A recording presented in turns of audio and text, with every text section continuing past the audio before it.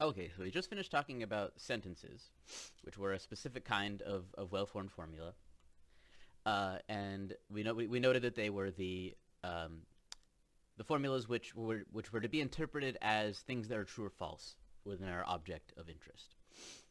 Now let's turn to the other kind, which is everything else. These whiffs like this. So the difference between this and a sentence, as you'll recall, is that it doesn't have any. It has only free variables, or it has free variables at all, right? A sentence doesn't have free variables. This has two, both x and y. So it's not a sentence. It's not something that we can interpret as a claim about truth in our object, but it still pertains to our object. And so we want to figure out in this video what these are good for. And it's actually kind of obvious what these are good for, because we noted in the last video also that that depending, I can kind of think about like plugging in numbers for x and y, or constants I should say, and then at that point I don't have variables anymore and I have a sentence that will be true or false. And so I can kind of think of these as almost like functions whose truth value depends on what I plug into them. That's why I write like phi of x and y. That's how you read this. If you're not used to function notation, you're kind of thinking of phi as like a box that I can drop an x and a y into and get an output. And the output is kind of the truth of it, whether it's true or false. So I can kind of think about plugging things in for it. And so we can think about the collection of all x's and y's such that it's true. And you can even graph it, because in this case there's two variables. Now it's, obviously we can't always graph it. If there's three or more variables, that's going to be hard. But in this case you can graph it, and you know what the graph even looks like, right? Here's x and here's y. And it's a dotted line because it's strictly less than, and it's all of this stuff, right? So it's just everything below here, right? Everything such that x is actually less than y. And so the important thing is not the graph here. The important thing is that if you have any formula which has free variables, then that formula always defines a set of not necessarily natural numbers. In this case it's pairs of natural numbers, but a set of tuples of natural numbers, like ordered lists of natural numbers is what you get. So for another example, if I have psi is equal to this with x plus y is equal to z plus w, and remember these equal signs are kind of confusing.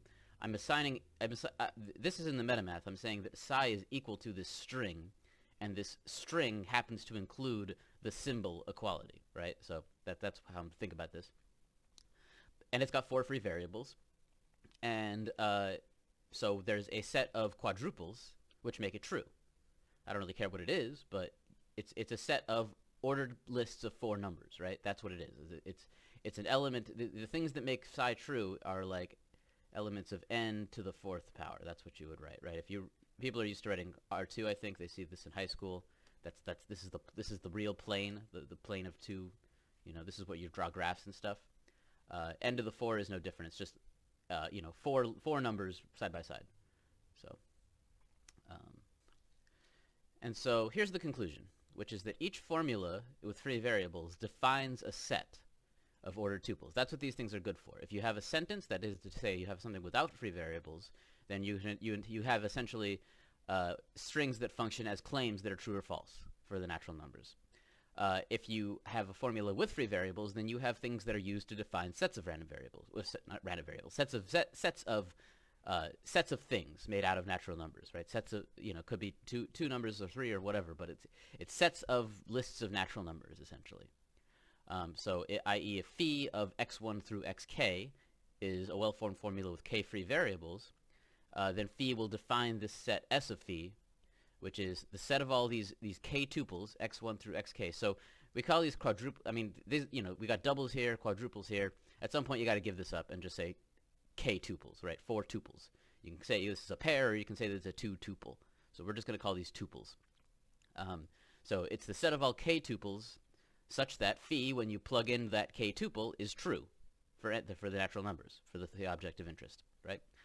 So that's the idea. So let's look at a couple examples of this.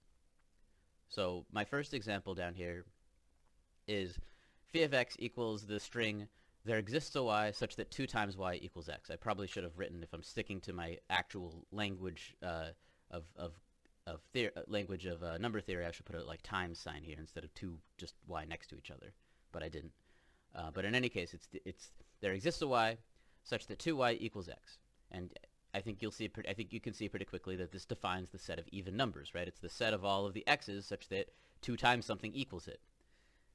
You're an even number if and only if that's true. That's the definition of being even. And so it defines the set of even numbers that you're familiar with: 0, 2, 4, 6, 8, 10, etc. So this is the set defined by the formula phi. Here's a more complicated example, but it's really not that much more complicated. Let's just stare at it for a second.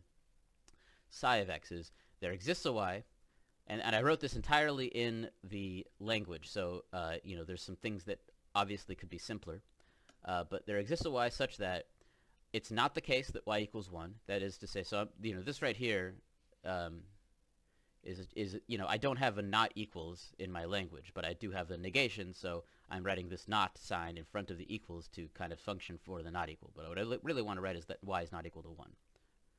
And then remember that this caret thing means and so what I'm saying is it's not the case that y equals 1, so y is not equal to 1, and y is not equal to x, and there exists a z such that if I multiply y by z, I get x. That's what I'm saying here. And so I think you can probably tell immediately that this is the set of numbers which have non-trivial factors. This is the non-trivial factors. This is the set of composite numbers. It's the set of non-primes. So this defines the non-primes. I find it easier to define the non-primes and then negate that in order to get the primes. And this is a good example of that because, defining something to be prime essentially says that it's kind of a proof of a negative, right? So I kind of find it easier to write out the positive version of that first, composite. So yeah, R sub phi is equal to this, right? It's all the non-primes. So and if I put just a not sign in front of it, then I get the set of primes. And so that's interesting too because that's the complement of this set. So if I negate the formula, which is defining a set, then I define the complement of that set. I define everything else. So that's interesting. But so that's kind of what this. I hope that makes sense. That's the idea. I realize this is all getting kind of technical, but it's hard not to. But we're almost kind of to the punchline. So what we're going to do now, the next thing to do is to flip this around. So we've noted the usefulness of both types of formulas: the formulas with free variables and the formulas without. The formulas without define sentences, are function as sentences. The functions without are good as defining sets, right? So now I want to focus back on the sets themselves. And we can look at this ability to be defined by a formula as a property of a set. So we're going to kind of flip this idea around and talk about whether or not sets are definable. So we can flip this concept around and define definability. We're defining definability now as a property of sets. So here's the definition. So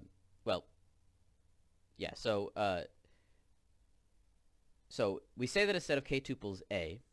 So here's my set that I'm talking about as being definable. Maybe I'll call this S because that's what I've been using. So we say that a set S, I'll change it here too, is definable if there exists a formula that defines it. That's essentially all I'm saying here. If there's a formula that defines it, then it's definable. Now, when I was giving these as talks in the beginning of the semester, I immediately got the question, what sets aren't definable? Because that's kind of a strange statement to make, right? We're doing math all the time. We're working with sets all the time. Why would I care about a set that I can't define? And you're right. The mathematician that I am discussing does not care because he cannot see them. But again, we're in the metamathematics. We're talking about the mathematician that's doing this. And something very strange is about to happen. So anyway, so a set is definable if there exists a formula which defines it. So, and then to write this out kind of in terms of the notation we've been developing, we say that the tuple x1 through xk is in the set if and only if I plug that into, essentially that there exists a formula phi that takes in k tuples, such that a k tuple is in the set if and only if the formula with that k tuple in it is a true statement about n. That's kind of what I'm saying here. So that defines definability. So I got that question immediately. What sets are not definable? Are there any sets that are not definable? And the scary part is that we can immediately say yes to that. Immediately. Without any thought whatsoever. Or minimal thought, let's say. So here's the question. Are there sets which aren't definable? And we already know the answer to this because we know that there are uncountably many bit strings. So what do we know already? We know that there's uncountably many bit strings. We proved that. That was in the video before the video proving the halting problem was existing. Right? That was that diagonalization process. We showed that given any countable collection of infinite bit strings, you can always break out of the set and build another infinite bit string. And so if you can do that, then there's no possible way to have a countable collection of all of the bit strings, because you can always build another one. So there's an uncountable collection of infinite bit strings. And there's also, meanwhile, we know that the set of all formulas is computably enumerable. And if it's computably enumerable, it's certainly countable, right? We can give, there exists, of course, a list 1, 2, 3 of all of the formulas, because I can have a Turing machine do it one at a time. But I can't do that with the bit strings. So there's a discrepancy here in terms of the bit strings versus the whiffs. Now, what does that have to do with sets of natural numbers? Well, remember, back when we were talking about decision problems for the first time and talking about ways to represent decision problems, we mentioned that there was this kind of clear identity between infinite bit strings and sets of natural numbers. There's this obvious kind of one-to-one correspondence between them. So if I write out a bit string here, like 0, 1, 1, 0, 1, 1, 1, 1, 0, 0, 0, 1, dot, dot, dot, here's an infinite bit string. It's going to go on forever. I can write this bit string, or I could write something that's just as descriptive and just as obvious, right? I could just write down a 2 because this second bit is a 1. I could write a 3 because this third bit is a 1. And so I basically just write down the numbers of all of the places in the bit string where you have a 1. I could do the same with 0 too. It doesn't really matter, but I think 1 is more natural. So 5, 6, 7, 8 is also there. And 0, 1, 2, 3, 4, 5, 6, 7, 8, 9, 10, 11, 12, I think. It doesn't really matter. You get the idea, right? So yeah, I mean, that's the idea. Is you can every infinite bit string kind of is an infinite set of natural numbers, or is just a set of natural numbers. It could be finite, right? Just have finitely many ones. So if there's uncountably many infinite bit strings, then there's also uncountably many sets of infinite numbers. And so here's our discrepancy. What does it mean to be definable? In order to be definable, you have to have a formula which defines you. And we have countably many of those. Yet there's uncountably many sets of natural numbers. And so there simply cannot be, it cannot be the case that all sets are definable. It just can't be. And in fact, we will have an example of such a set by the end of these videos. So yeah, that's a little disconcerting. But let's take a look at a potential, I don't know, candidate for a non-definable set. Let's move over here. So here's the decision problem, which we defined at the end of the last video. And I said that this was going to be the main attraction of the rest of these videos. It is the set of all formulas, or I should say rather all sentences, such that the sentence is true in the object of study that we're interested in, the natural numbers. So it's the set of all sentences that are true about the natural numbers, this Platonic entity of the natural numbers. Now, this is a set of sentences, it's a set of formulas. It's not a set of natural numbers. But remember, we can go back and forth between thinking about sets at, when I say that, I'm really thinking about, so there's kind of 4 ways to think about decision problems, right? The decision problem is in the immediate sense, a yes or no question that you can ask about things, right? I give you a number or something, or in this case a sentence, and you have to tell me yes or no to it. You could and so we mentioned, the ways to represent a decision problem are, you can see it as a set of strings, which is kind of what I've been defaulting to, and I have a feeling that's kind of the natural way to do it for most people. But before that, in part 2, we were kind of more interested in seeing decision problems as infinite sequences of bits, right? And recall that the way to do that is to say kind of like it's a bit string where you've enumerated over all of the formulas, or all the strings, I should say, but in this case all the formulas. And if you have a 1 bit somewhere, that means that the 4th string is a yes answer, or that the 4th string is in the set. And so, of course, if I can view decision problems as infinite bit strings, you can also view them as sets of natural numbers. And so this is a set of natural numbers. Remember, and that was why I kind of made a big deal. I made an entire video kind of talking about the three different ways that you could represent decision problems. And I said all three would be important. And so now we're finally getting into the usefulness of this third thing. All decision problems are fundamentally sets of natural numbers. And so I can ask the question, is this definable?